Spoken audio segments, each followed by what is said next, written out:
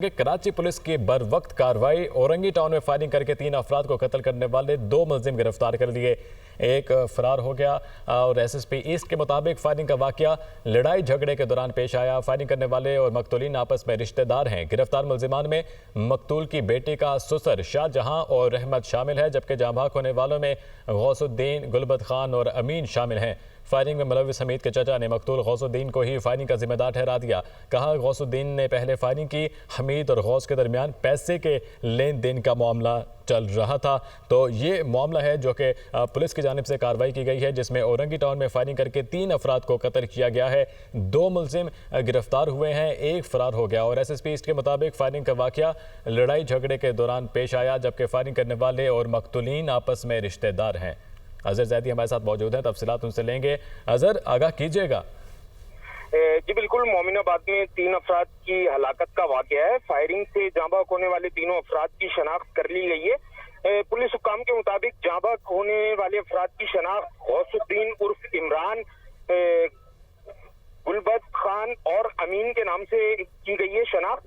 Firing का वाकया खानदानी रंजिश के बिना पर जो है पेश आया। पुलिस ने यह भी बताया कि मकतूल गौसुद्दीन उर्फ इमरान अपने दोस्तों के हमरा जो है बेटी के ससुराल आया था। मकतूल गौसुद्दीन का झगड़ा अपने दामाद हमीद से हुआ। झगड़े के दौरान जो है हमीद की जानिब से मुबैना तौर पर फायरिंग की गई, ये पुलिस का कहना है। पुलिस ने यह भी बताया कि फायरिंग से ससुर गौसुद्दीन और इसके 2 दोस्त भी जो है जाँ भाग हो गए। वाकये के बाद मुलजिम हमीद अपने भाई रहमतुल्लाह के हमरा फरार हो गया, जिसकी तलाश जो है की जा रही है। वाकये के बाद मुलजिम के वालिद शाहजहां समेत 2 अफराद को पुलिस ने गिरफ्तार कर लिया है। मुलजिम के अहले खाना का दावा है कि मकतूल गौसुद्दीन ने फायरिंग की थी, जिससे हमीद जो है वो जख्मी हुआ था। जबकि हमीद के जो चचा हैं उन्होंने मीडिया से गुफ्तगू करते हुए बताया था कि फायरिंग में मुलविस मकतूल गौसुद्दीन ने जो है पहले घर पर आकर शोर किया। मकतूल गौस अपने दोस्तों के हमरा घर के ऊपर आया था। गौस के उसके चचा ने भी बताया कि मकतूल गौस ने पहले फायरिंग की, जिससे हमीद जो है जख्मी हुआ। हमीद ने अपने बचाव में फायरिंग की, जिससे तीनों अफराद जो है। ठीक है अजहर जैदी, बहुत शुक्रिया आपका। और बैन-अल-अक़वामी दुनिया से खबर दें कि ईरान को यूरेनियम अफसूदगी के हवाले से आलमी एजेंसी से ताउन करना होगा। अमेरिका के ईरान पर हमले से पहले ईरान यूरेनियम की अफसूदगी कर रहा था। ईरान के पास जौहरी हथियार नहीं होने चाहिए। ईरान के इंटरनेशनल एजेंसी से ताउन ख़त्म करना अफसोसनाक है। तर्जुमान अमरीकी महकमा खारजा टैमी ब्रूस की प्रेस कॉन्फ्रेंस। कहा सदर ट्रंप ने 60 रोज़ा जंगबंदी के लिए इसराइल की रजामंदी पर बयान दिया। गजा की सूरत हाल की जिम्मेदार हमास है। हमास ने जंगबंदी माहिदे की मुतअद्दिद बार खिलाफ वर्जी की। गजा में हालात मामूल पर लाने के लिए हमास को हथियार डालना, मुखवी रिहा करना होंगे। सदर ट्रंप कह चुके अरब शराकतदारों के साथ मिलकर गजा की तामीर नौ की जाएगी। सदर ट्रंप मुज़ाकरात के जरिए यूक्रेन और रूस में जंग बंदी चाहते हैं। ईरान के एटमी प्रोग्राम को अमरीकी हमलों ने 1 से 2 साल पीछे धकेल दिया। तर्जुमान पेंटागन का कहना है कि अमरीका की ईरानी जौहरी तंसीबात पर हमलों की पॉलिसी में तब्दीली नहीं आई।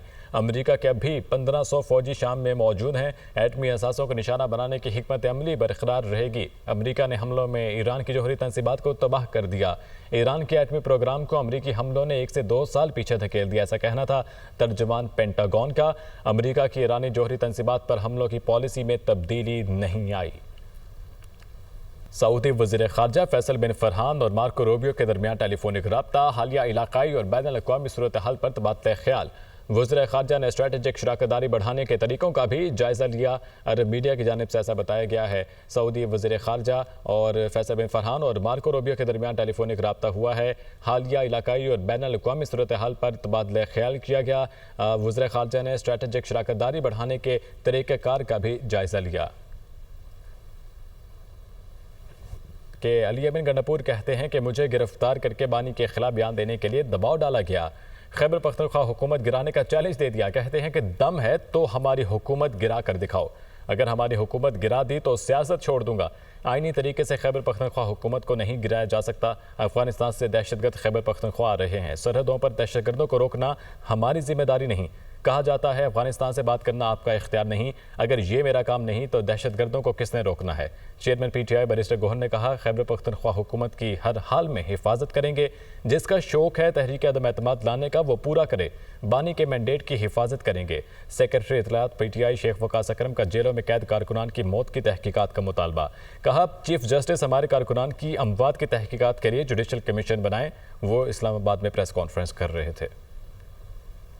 जब मुझे उठाया गया तो मुझसे इमरान खान के खिलाफ ही बयान देने के लिए टॉर्चर किया गया और मुझे उसके ऊपर इतने पूरे पाकिस्तान के चक्कर लगवाए गए कि आप इमरान खान के खिलाफ बयान दें। मैं खुला चैलेंज दे रहा हूं कि जितना जोर आपने लगाना है लगा लो, कि अगर तुम लोगों ने सियासी तौर पर इमरान खान की अमानत मुझसे गिरवा ली या आपने इस हुकूमत को टबल करके दिखा दिया तो मैं सियासत छोड़ दूंगा। अब तकड़े हो जाओ, सारी पार्टियां भी तकड़ी हो जाओ।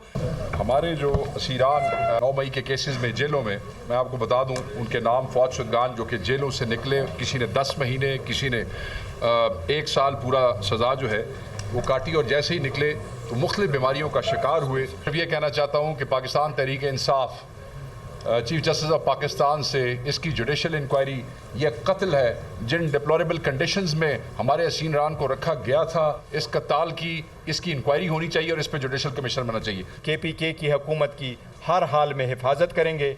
वो लोग जो नो कॉन्फिडेंस लाना चाहते हैं उनके पास इवन वो मतलूबा तादाद नहीं है जिससे वो रिजोल्यूशन को मूव कर सके। जिसका शौक है वो पूरा करे। पाकिस्तान तहरीक इंसाफ ने कभी किसी पॉलिटिकल पार्टी को ये रिक्वेस्ट नहीं की कि पाकिस्तान तहरीक इंसाफ की हुकूमत के खिलाफ कॉन्फिडेंस मोशन ना मूव करे।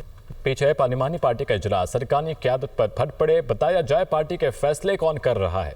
क़यादत ड्रामे बंद करे, जेल के सामने जाना है, एहतजाज करना है तो वाज़ेह बताया जाए। अली अमीन के घर से खाता हूँ ना इसका गुलाम हूँ, शाहिद खट्टर के जज्बाती तकरीर। निसार जट की भी अली अमीन गंडापुर और क़यादत पर कड़ी तनकीद। कहा, बानी ने कहा मुझसे मुलाकात करें तो क्यों ना की गई, बजट पास करने से कबल बानी से मुलाकात का इंतजार कर लिया जाता। अलीमा खान और दीगर के बयान से पार्टी में इख्तलाफात वाज़ेह हो रहे हैं। अली मोहम्मद खान ने पीटीआई सोशल मीडिया को महदूद करने की तजवीज़ दे दी। कहा, पंजाब निकलेगा तो बानी पीटीआई रिहा होंगे। अली मोहम्मद खान की जानिब से पंजाब का नाम लेने पर अरकान बरहम। अली मोहम्मद खान की अलीमा खान की सियासी अमल में शिरकत की मुखालिफत। ज़रताज गुल का हुकूमत से मुज़ाकरात करने पर जोर। पार्लिमानी पार्टी के इजलास में बानी पीटीआई की रिहाई के लिए करारदाद मंजूर। मखसूस नशिस्तों के फैसले को पार्लिमानी पार्टी ने मुस्तरद कर दिया।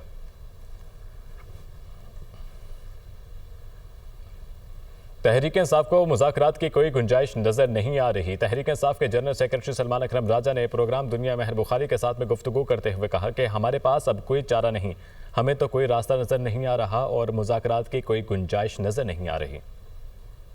PK के वजीर आला का लबो लहजा बता रहा था कि PTI मुफाहमत की बजाय मुज़ामत की तरफ जा रही है। सर देखिए, हमारे पास क्या चारा है। जिस तरह से इस वक्त निज़ाम पर हमला है, कानूनी निज़ाम पर, अदालती निज़ाम पर, इंतखाबी निज़ाम पर, हमें तो कोई गोशा नज़र नहीं आ रहा कि इस निज़ाम में कोई गुंजाइश है शराफत की, आइन की, कानून की, मकालमे की। अगर वो हमसे मुज़ाकरात करना चाहते हैं कानून के लिए, अदलिया की सरबुलंदी के लिए, आज़ादी के लिए, कोई शफाफ इंतखाबात के लिए, तो हम कर लेंगे। लेकिन मुझे इस वक्त ये चीज़ नज़र नहीं आ रही, या जमात को ये चीज़ नज़र नहीं आ रही। हमारे असीर रहनुमाओं की ख्वाहिश है कि ऐसा हो, लेकिन हम मुज़ाकरात किसी पर मुसल्लत तो नहीं कर सकते।